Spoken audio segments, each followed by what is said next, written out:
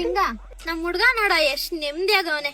ಹೆಂಗಾದ್ರೂ ಮಾಡಿ ಅವ್ನ್ ನೆಮ್ಮದಿ ಹಾಳು ಮಾಡಿಲ್ಲ ಅಂದ್ರೆ ನಂಗೆ ಸಮಾಧಾನ ಆಗುತ್ತಾ? ನೋಡಕ ನನ್ನ ಫ್ರೆಂಡು ಅಂತಾನು ನೋಡಲ್ಲ, ಡೈಲಿ ಉರಿಸ್ತಾನೆ. ಅವ್ನ್ ನೆಮ್ಮದಿ ಹೆಂಗ್ ಹಾಳು ಮಾಡ್ತೀನಿ ನೋಡಿವಾಗ.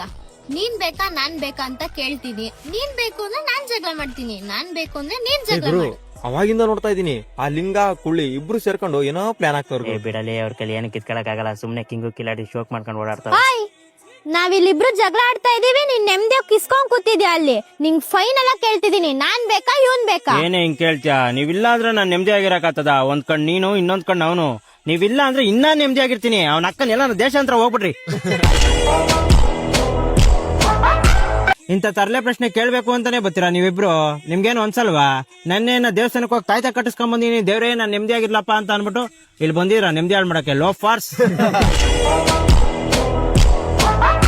ಆಯ್ತಪ್ಪ, ನೀನೇ ದೊಡ್ಡವನು, ನಂಗ್ ಗಾಡಿ ಓಡ್ಸೋದಾರ ಕಲ್ಸ್ಕೊಂಡ್ ಕೊಡ್ಬಾ. ಅಲ್ಲ, ನೀನ್ 3 ಅಡಿ ಇಲ್ಲ, ಗಾಡಿ ಮೇಲೆ ಕುತ್ಕೊಂಡ್ರೆ ಕಾಲೇ ಇಟ್ಕಲ್ಲ. ನಿನಗ್ ಗಾಡಿ ಹೇಳ್ಕೊಂಡ್ ಕೊಟ್ಟು ಮುಂದ್ಗಡೆ ಬರೋನ್ ಮೇಲೆ ಕಳ್ಸಕ್ಕಿಂತ ಹೆಂಗೋ ನೆಮ್ಮದಿ ಆಗಿದ್ಯಾ.